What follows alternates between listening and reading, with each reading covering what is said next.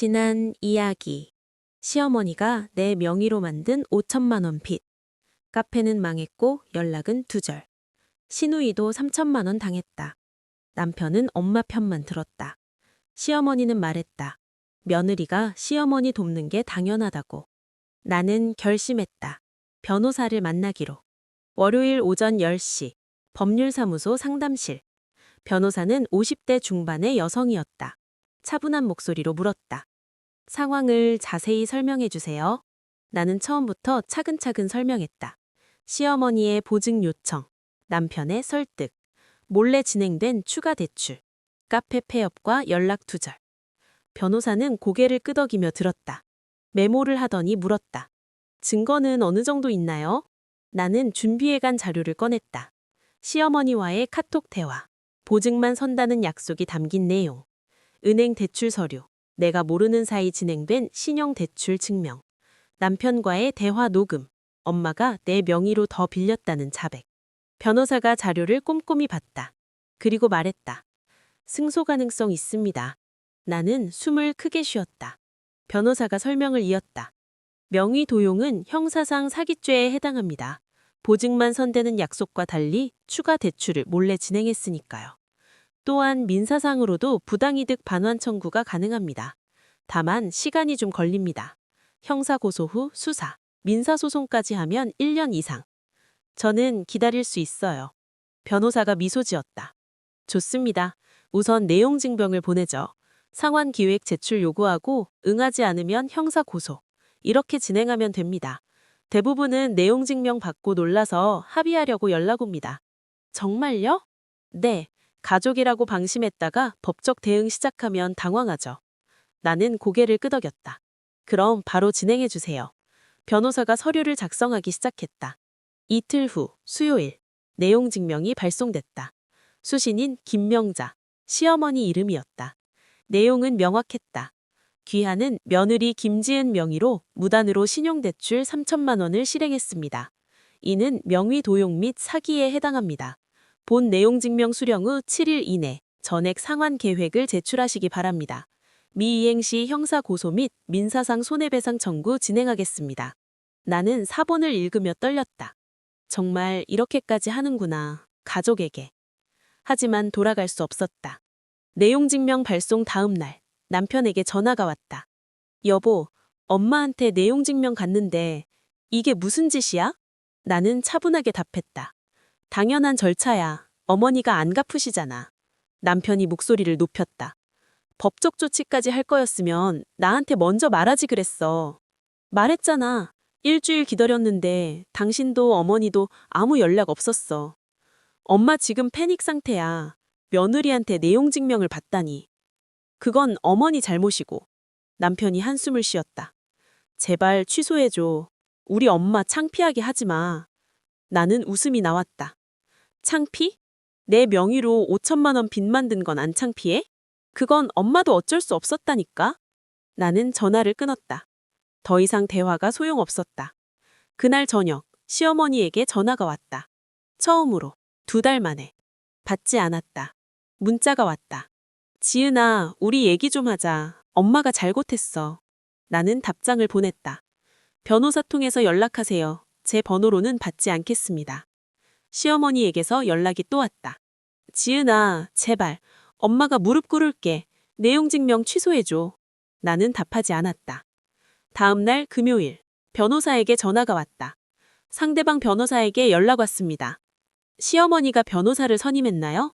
아니요. 본인이 직접 전화했어요.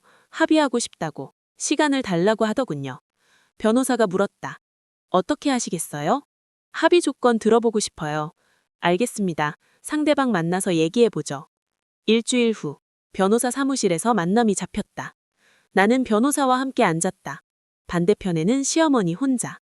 시어머니는 초췌해 보였다. 하지만 나는 동요하지 않았다.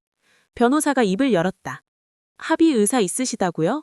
시어머니가 고개를 끄덕였다. 목소리가 작았다. 제가 잘못했습니다. 그런데 지금 당장은 돈이 없어요. 카페 정리하면서 빚만 남았고 제 통장은 텅 비었습니다. 시간을 좀 주시면 일해서 갚겠습니다. 변호사가 물었다. 거주하시는 집은요? 전세입니다. 보증금 5천만 원. 변호사가 나를 쳐다봤다. 나는 고개를 끄덕였다. 변호사가 말했다. 전세 보증금으로 즉시 변제하시고 추가로 위자료 1천만 원, 총 6천만 원 지급하시면 합의하겠습니다. 시어머니가 깜짝 놀랐다. 6천만 원이요? 그럼 저는 어디서 살아요? 그건 저희가 고려할 사항은 아닙니다. 명의 도용은 범죄 행위이고 피해자에게 정신적 고통을 줬습니다. 형사 고소 진행하면 집행유예나 실형도 가능합니다. 합의가 싫으시면 법정에서 뵙죠. 시어머니의 얼굴이 하얗게 질렸다. 실형이요? 네, 사기죄는 10년 이하 징역입니다. 시어머니가 떨리는 목소리로 말했다. 지은아, 엄마 좀 봐줘. 엄마가 정말 잘못했어. 그런데 엄마 갈 데 없어. 나는 차갑게 답했다. 저도 갈 데 없었어요. 신용불량 될 뻔했고 직장에서 잘릴 뻔했어요.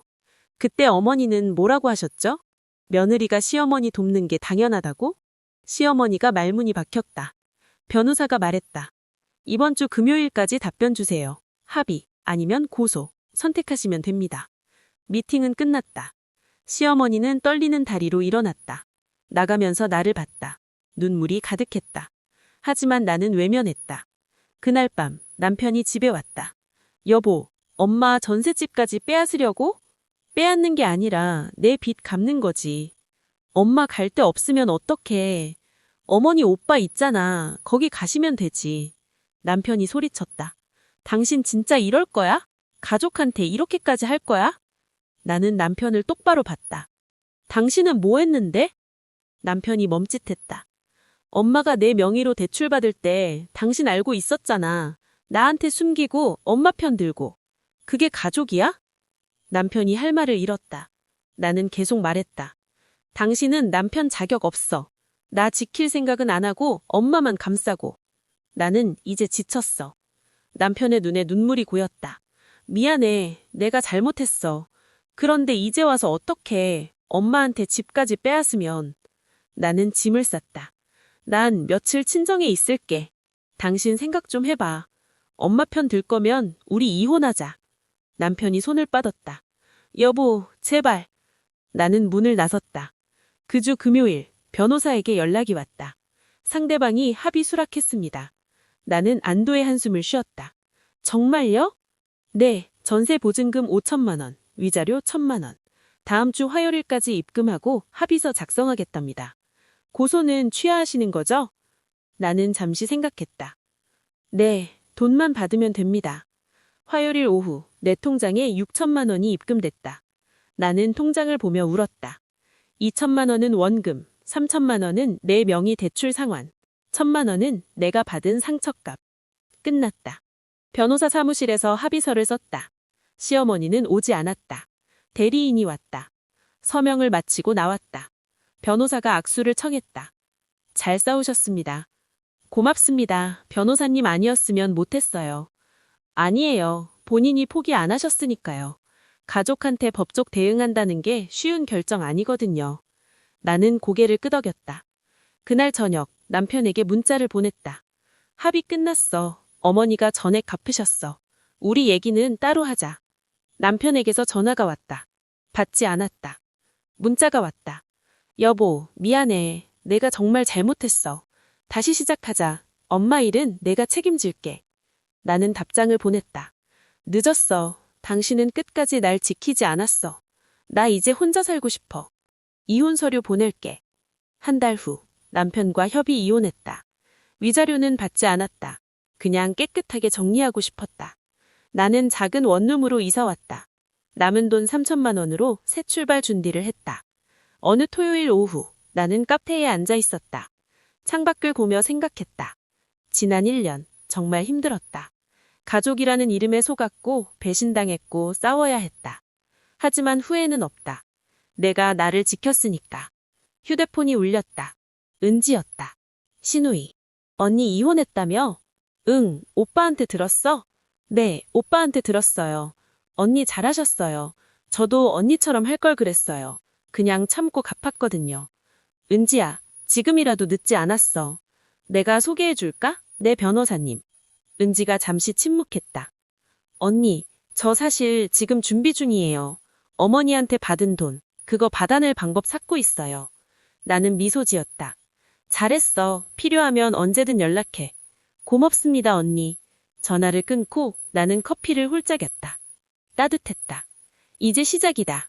내 인생, 내가 선택하고 내가 책임지는 그런 삶. 더 이상 가족이라는 이름으로 누군가의 희생양이 되지 않는다. 나는 나를 지킨다. 그게 가장 중요하니까. 창밖에 햇볕이 비쳤다. 나는 일어났다.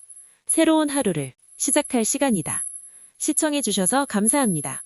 당신의 삶은 당신이 지키세요. 가족이라는 이름으로 당하지 마세요.